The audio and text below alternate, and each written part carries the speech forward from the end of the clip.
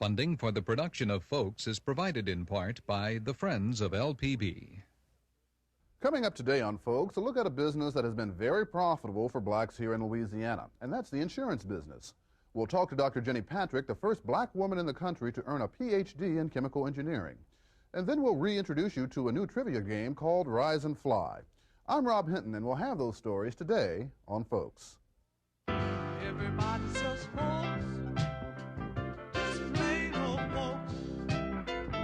Everybody just people all over the world. Folks who live, folks got to give, folks got to care, folks got to share.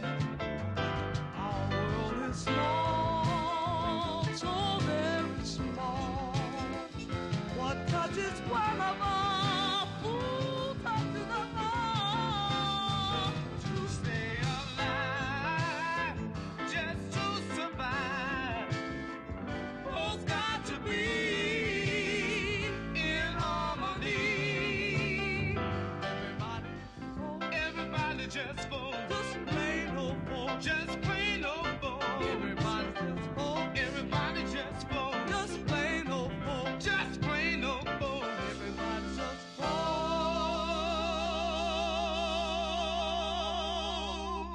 Hello, everyone, and welcome to Folks. Leading off today's show, we'll be taking a look at a business that has been very profitable for some blacks here in Louisiana, and that's the insurance business.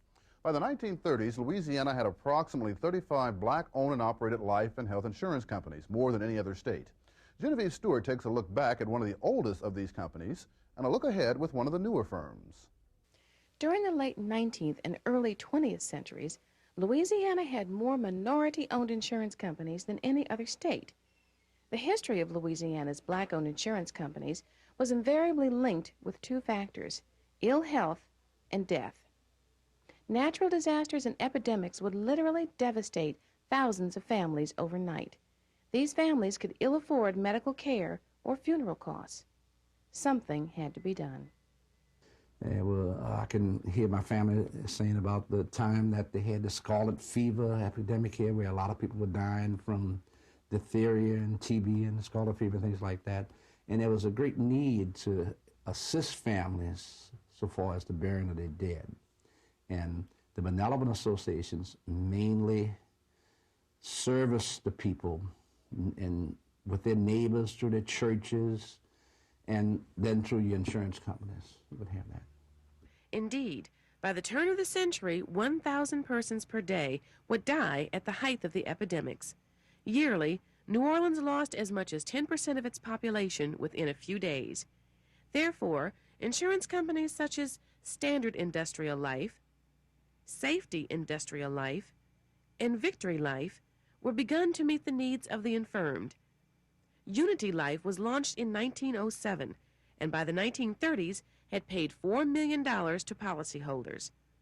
Washington National Life offered disability income to teachers and professionals during illness. Douglas Life, even then, involved names well known in politics now. Keystone Life was owned by Dr. Leo Butler of Baton Rouge, with a branch office in New Orleans. By 1940, Louisiana Industrial Life was the largest of the minority-owned firms. It had assets of $500,000 and a full 100% of reserve on its outstanding policies. Wydell Misshore remembers one of the other older insurance companies, which provided medical care for pennies a day. Dr. Cherie, through the People's Life Insurance Company, they didn't feature burials like we did here. They featured what they call doctor and medicine policies. And getting back to the benevolent associations also, the benevolent associations would have a committee that would come and give you money when you were sick, and even sit with you. You wouldn't have to get a private nurse. And basically, that was one of the main policies that the People's Life Insurance Company started out with. Of course, they branched out into life insurance company and got to be a giant in the black insurance business before they were taken over with Atlanta Life. And I can remember as a kid those days, the joke with Dr. Cherie, they said his office looked like the Greyhound bus station, and the bus never came in. There was always a crowd of people. And Some evenings, I think Dr. Sherry would see sometimes 20, 30, 40 patients just in the evening hours. And there was such a need for that because they had a policy with the People's Insurance Company, and it said the doctor was free. Then they could even take their prescription. And if I'm not mistaken, I know it was LaBranche's drugstore that was downtown, and they would get a discount or even get free medicine. And that was quite a good policy to have. You get sick, you had a free doctor, and you got your free prescription. By the 1960s, many companies offering burial policies had switched to ordinary life insurance. Firms writing health care coverage either dropped the policies or the companies merged with larger concerns. Now, but a few of the once powerful companies are left. There were just so many insurance companies. I would think that at one time, maybe 20 years ago, there might have been something like maybe 30, 31 black insurance companies in the state of Louisiana. And a lot of them were formed mainly because of the reason that we formed, because of the Benevolent Association or because of a funeral home affiliation. And mainly to write burial insurance, because that's all we wrote during the early days was nothing but burial insurance, enough insurance to, if a person died, they would have a policy that would assure them of a nice Christian burial. Since then, insurance has gotten to be complicated and complex. A lot of the families have died out, and we have fewer life insurance companies now.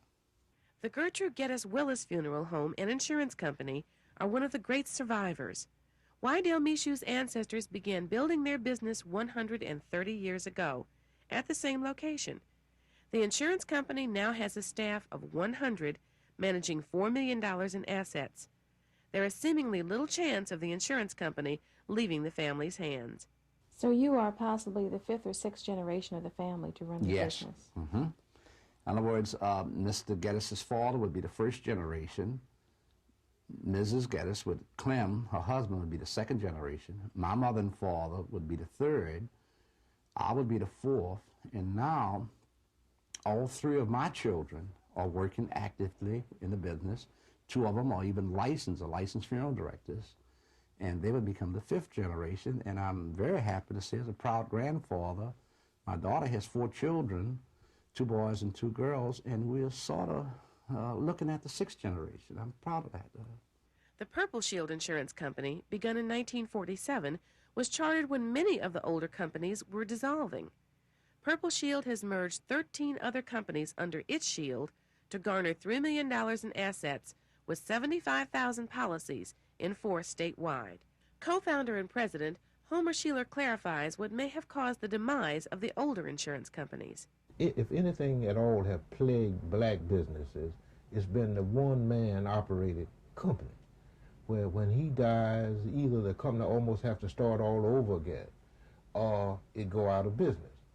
So the reason that we continue to involve other people is for the sake of perpetuating. Also, we are anti to the idea that if my children don't want it, then I have no need to try to build it. We believe that the boy down the street or the girl down the street have as much right to become a president of Purple Shield as my son do. Purple Shield has experienced a phenomenal growth. Could you share some of the statistics of that growth with us? We have grown approximately 10% each year. We now, our income is about $1,800,000. We have projected ourselves within the next 5 years to double ourselves. Because in this changeover that we're doing now in buying Mr. Degg and Reverend Tucker and Mr. Finlard, we are putting about $1,500,000 into the company. And we're going to change our insurance capacity. Now we can only write up to $1,500, and that's not enough. Our average funeral today costs anywhere from $2,000 to $3,000. So we want to be able to meet those demands. So we'll be able to write up as large as we want to write. So our growth in the past would be nothing compared to what we feel that we can grow in the future. What made you think you could compete with the big boys of insurance? Well, at that time, there was a lot of need for what the kind of insurance that we sold. Fact was, when we started, that it was hard for a black person to buy more than $300 worth of funeral insurance. And we saw that as the economics changed, there was a need for more insurance. So we started off writing up to $500 when the others normally could only get $3, particularly in this area of the state. So that we knew that there was a need there when we started. Mr. Sheeler, you have a very interesting philosophy about the responsibilities that black businesses have to the community. Could you tell us something about that philosophy? We feel that there's a need for black men to establish black companies. It's an inspiration to black boys, even though if a guy working in the bank and don't feel that he have any chance of becoming president of the bank, and 9 times he wouldn't, then it's a kind of a stigma or oppressor to him. But I think if he can look around and see where some other blacks have worked their way up to become president of a company, it's an inspiration to blacks. So we feel that we have a social service to the communities as well as a business service. Our next story features a woman who in 1983 was chosen by the Ciba-Geigy Corporation as one of the nation's exceptional black scientists. Her name is Dr. Jennie Patrick, and she has the distinct honor of being the first black woman in the country to earn a Ph.D. in chemical engineering. Now, she developed her interests in chemical engineering while studying at Tuskegee Institute in Alabama. When I first went to Tuskegee Institute in 1967, I was majoring in chemistry, and I had always admired engineers, but I felt like it was something probably beyond my reach. But the second year, my sophomore year there, they had opened a chemical engineering department, and I said to myself, that should be interesting. I mean, it's a combination of chemistry, which is something I enjoyed and did very well with, and engineering, and that it would probably give me more of a challenge, in which it did. And so I eagerly went to the engineering school and signed up for chemical engineering. Now, you were the first black woman in this country to earn a doctoral degree in chemical engineering. What does that distinction mean to you? Initially, I didn't place that much importance on it, but what it really meant to me was that there was something wrong with the system, because it was very obvious to me that I was not the most brilliant black woman that had walked through the university doors, and that there were other elements that played a major role in my success, and such things as understanding the system, having a certain kind of emotional and psychological strength. And it meant that something had to be done to alert and to train other young blacks who had good minds more in the sense of understanding the system and being able to cope with the pressures that were not academic pressures. What would you like for that distinction to mean to others? I simply would like for them to use it as something to inspire them and to make them feel that, gee, if she can do it, I can do it, especially being that I came from an illiterate background, a very rural setting. One would often sort of feel that it makes it more difficult to go through a very rigid educational structure. And I do not consider myself a very brilliant person, but someone who is determined and stubborn enough not to give up something that I want. Now, you travel all over the country encouraging high school and college students to pursue careers in science. What do you say to them, particularly since we don't see a lot of minorities? Traditionally, we don't see a lot of minorities in the field of science, math, and medicine. Well, one of the things is that I want them to believe that if there's something they want to do, that they can, and to believe that they must take the strength from within themselves, and to make them understand also that science and engineering, for whatever reason, or fields that blacks are often discouraged from going into, and to talk to them about the kinds of things, the kinds of obstacles that they're going to face. I want to also alert them of the hostility and also make them understand that they may not be encouraged, but that should not stop them, that they should understand that there is something worth fighting for and pursue it, because in the end, one may feel fulfilled by doing something that is challenging, and making a decision for oneself that this is what I like to do, and then simply do that. You are one of 3 scientists being honored this year in the Exceptional Black Scientist Program. How does that make you feel? I'm very grateful. It makes me feel a little bit more humble in a sense, because I believe that whatever I have achieved, it is not through my efforts alone. And I have to thank the many blacks and minorities who have given parts of their lives, and often their lives, to paving the way. And I have to, give my thanks to them for allowing me to have an opportunity to enter the types of schools that I've been able to attend. And I just hope that as time goes on, other, blacks in particular that make certain kinds of achievement feel that the achievement is not totally their own, and share it in a very generous way so that others can benefit from it.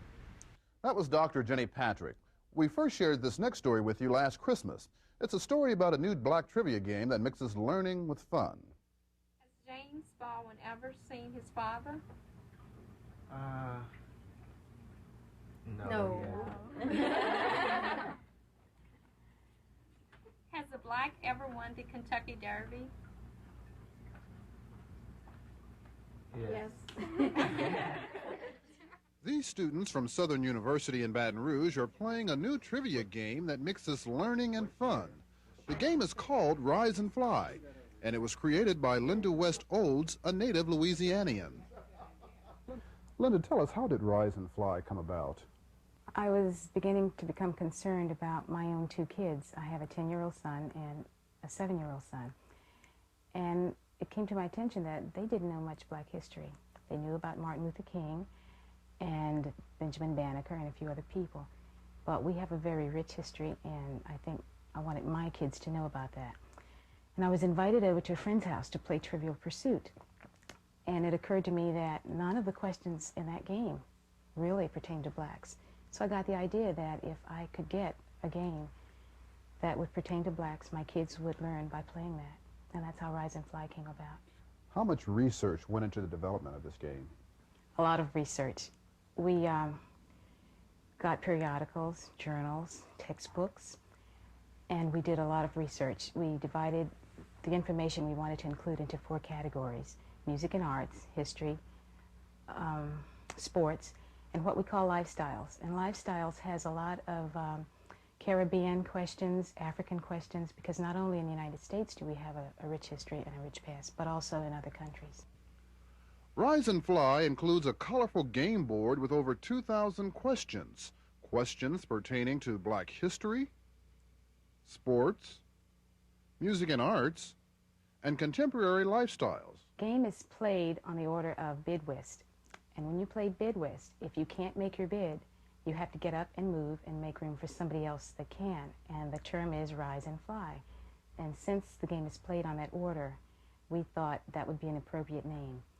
It has a lot of connotations. It can also mean get up and do something, get up and learn, make yourself better. The questions range from easy What group sings Celebration? to difficult. Cool. The game starts by one player adding 7 cards to other players and himself. You can play 2 people or teams of 20 each, which makes it good. You can play at a party and everybody can be included, or if you're just a small group. The cards are shuffled and dealt. Each player gets 7 cards, or each team gets 7 cards, and they are face down. So all the opponent sees are the categories, either history, sports, lifestyles, and music. And depending on what your opponent has, you make a bid as to whether you think you can answer your opponent's questions or not. And if you're very good in sports, but you know nothing about black history, and all you see are history cards, you know you don't have a very good chance. So the bid is made on that basis. You bid according to how many answers you think you can make, how many books you can turn, so to speak, as in bid whist. If you do make your bid, then you don't have to rise and fly. If you don't, you do have to rise and fly and let somebody else take your place. And that's it in a nutshell. You can invent a lot of different games, because we have. There really are no losers in Rise and Fly because everyone gains a better knowledge of black heritage. We close today's show with a look at another exhibit, this one dealing with photographs of the black family. The title of the exhibit is The Other Side of the Coin. The other side of the coin represents the works of professional as well as amateur photographers. The pictures present a visual record of black family groups engaged in celebrations of all types. The photographs have come from families, mostly from their private collections. Some of the photographs have come from Amistad Research Center's collections of families that have deposited there. We have mamas and papas because we thought the family ought to begin with the heads of the family. And we have chosen in the exhibit to have one panel that sort of represents the whole series falling into that group. And we decided with the mamas and papas to show some pictures of mamas alone, some pictures of fathers alone, and some pictures of mamas and papas together. Most of the people who are in our mamas and papas set have celebrated golden wedding anniversaries. And this, it sort of speaks for the stability of some black marriages. Some of these people are no longer living, but they did observe 50 or more years of marriage. Then we did a pride and joy section that was to focus on all of the little ways that children and adults in families experience pride and joy. We focused on some of the rites of passing, first communions, graduations, birthday parties, some of everything that people experience that bring pride and joy to the family as a group. And we chose to do a section on weddings and called it Till Death Us Do Part. And some of the couples in those wedding groups have also observed silver anniversaries. And we have the silver anniversary album of Harold and Dorothy Perrault. But the album is unique because in the front there are the silver anniversary pictures, and in the back there are the original wedding pictures. And then we have the ties that bind, and that's interrelationships also of the things that family groups do that make them feel close. In the countless generations, we deliberately try to have not just lineal but collateral descendants. So we'll have great aunts, we'll have great uncles, we'll have siblings, we'll have all the ways that families can be related, individuals within the group. We did a hearth and home set to show some of the kinds of homes, outside and inside, that Afro-Louisianians have lived in and do live in. And we have the memento mori section because we thought that the Louisiana, especially the New Orleans way of funerals, is distinctive and it is a part of our cultural heritage. So we should pull that together. And we have some scenes for All Saints' Day, some jazz funerals with the second line and so forth to make it very distinctive Afro-Louisiana memories of death. The exhibit was put together by Chicory, an Afro-Louisiana history and culture society. The other side of the coin came to be first because we were aiming at doing something related to the theme of Afro-American History Month, and that theme was about Afro-American families' historical perspectives for the future.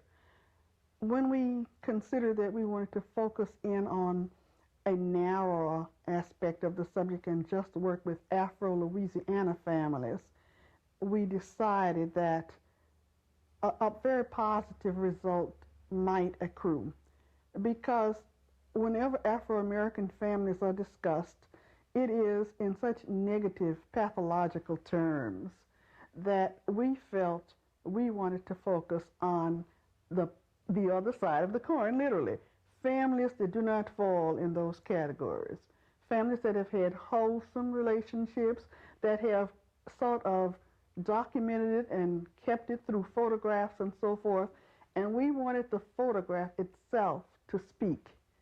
Let's now take a look at the other side of the coin. Thanks for watching. Join us again next time for another edition of Folks. Bye-bye.